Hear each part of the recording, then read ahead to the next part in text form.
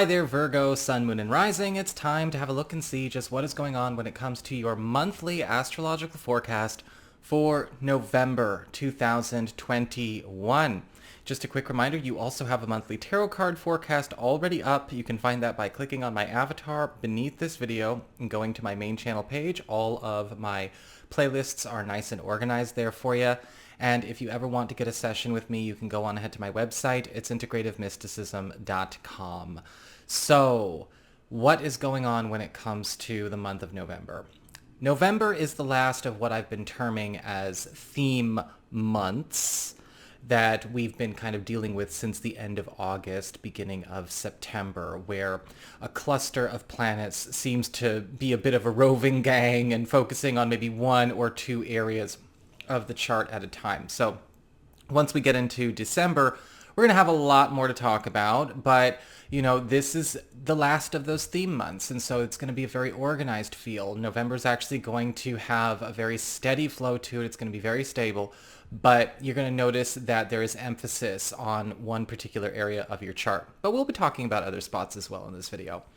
And the area that's coming into most focus for you is your third house of communications, contracts, agreements, your peer groups, as well as your field. So we can look at this as like your field of influence, maybe your environment, your social environment, your vocation, working environment, the market, and any kind of contracts or agreements or arrangements that you've got going on, the people that you are interacting most with in the world, the populations that you are engaging the most and interacting with the most. That's going to be heavy in its emphasis this month. And a lot of this actually is getting its start as we end October and begin November. We'll have had Mars recently moved into Scorpio, where Mars will be all month. Scorpio is your third house. The Sun will be here from the 1st of November through the 20th of November. Mercury is here from the 5th through the 24th, and we have a new moon here as well, so extra heavy emphasis.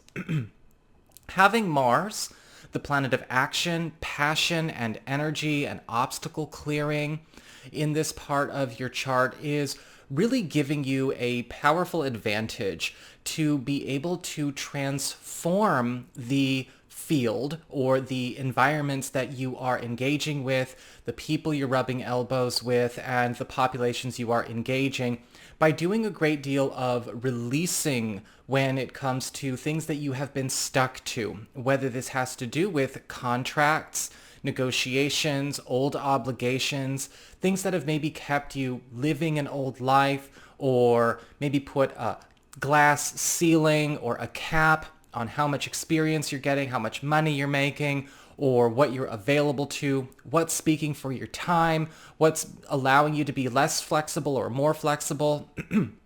We've also got Mars bringing in opportunities for you to work more closely with higher caliber allies, higher caliber support. You're going to be finding that, yes, as Mars often does, people are going to be showing up to be champions to your cause. In this case, we are pulling in the cream of the crop for you. This could be wonderful as a month for collaborations, team efforts, whether they're already existing or starting completely brand new ones.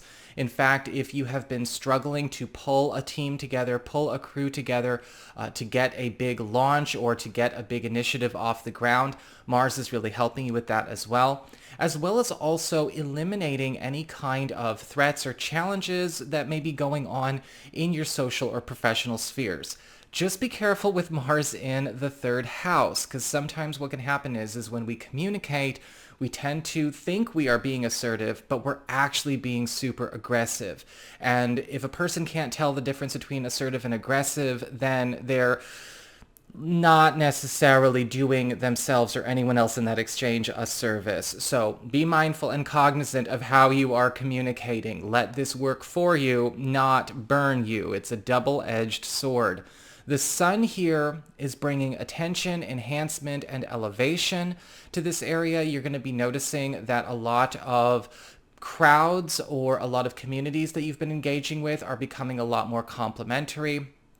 We are attracting better connections. We are attracting better contracts. If you are looking to renegotiate a contract, or maybe you are looking to initiate some kind of new codified agreement or arrangement in that respect, the sun is also going to be drawing you opportunities where you can expand your field of influence locally. If you're trying to make a bigger name for yourself locally, attract more friends or more business to yourself, it's a very strong, better business kind of energy.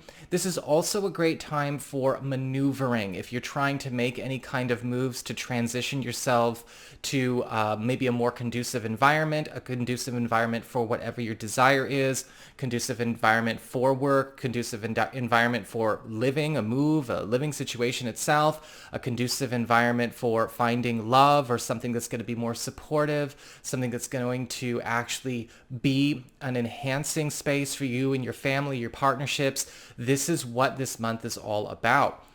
Mercury here is also speeding up the maturation and the payoff of a lot of deals that maybe you have struck, or a lot of journeys that you have begun within the last 12 months. If there has been some kind of goal or some kind of initiative that maybe you've put on the table with a team, or you have a certain material goal or deadline that you want to meet, if something has been moving slowly, or maybe there's an initiative that we have been trying to work on with another person, this is going to be a time where we can really actually hurry things along, especially if it's been slowed down by distractions. Mercury in the third house is also a great time for speeding up payoffs and payouts of things that ultimately have gone a while without actually having a payoff, and opening lines of communication with those that will spread your good name. You know, if you need that engagement, if you need word of mouth to catch, looking for support in that way, this is going to be a strong month for you as well.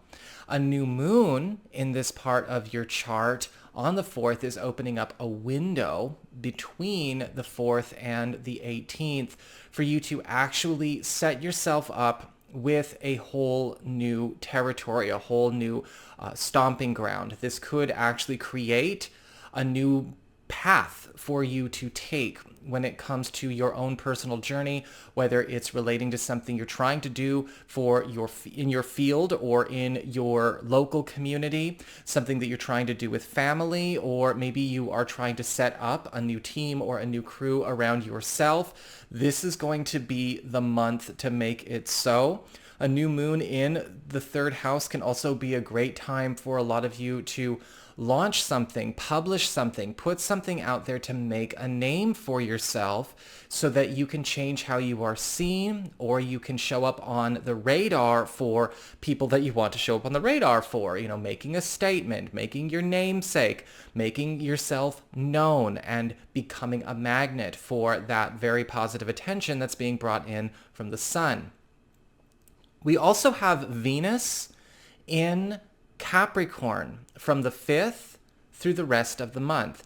Capricorn is your 5th house of love, romance, pleasure, recreation, creativity, as well as parenthood. And so a lot of you Virgo people are also drawing in a great deal of romantic attention that is going to allow you a chance to go on a bit of a spree, as it were, when it comes to either dating, if you're single or available. A lot of you may be finding that you've got a number of eligible candidates or interests that are going to be looking you up, or, you know, trying to get your attention. For those of you who are in existing romances and existing partnerships, you're going to be finding that this is reigniting a bit of a honeymoon phase for your romance, reigniting a bit more of an adventurous, very romantic, very involved, very sentimental kind of feel, because we're bringing in a lot more demonstrated affection and maybe even the chance to satisfy some needs, some hungers or desires, or speak some love languages that ultimately have not been shared, either for a long time or not at all. This is going to be a beautiful month for that. And it's also a great time for those of you with children to start opening up deeper connections on a more emotional and spiritual level with your kids, getting to know each other a lot more closely and becoming more comfortable in each other's space and allowing those bonds to evolve in their own way.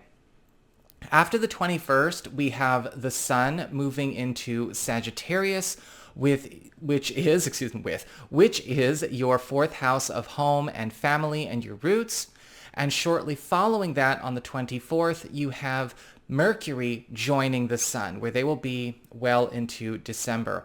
So in the final quarter of the month, we're going to be seeing a lot of focus on transformation of the home environment. Now, for some of you, this could be a time where we are getting news of a big break opportunity, whether it has to do with household economics, possibly some good news coming through a partner or a family member that we have joint finances with, or we have enmeshed interests or property with. And this could be making things a lot more comfortable. Those of you who are maybe looking to make some kind of move or transition or relocation, this is also going to be greasing the wheels for that, though some of you may not be able to get into that or make those moves until we get maybe into December.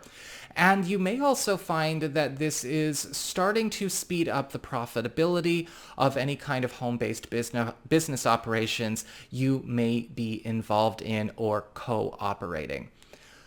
Finally, we have a full moon lunar eclipse also occurring this month.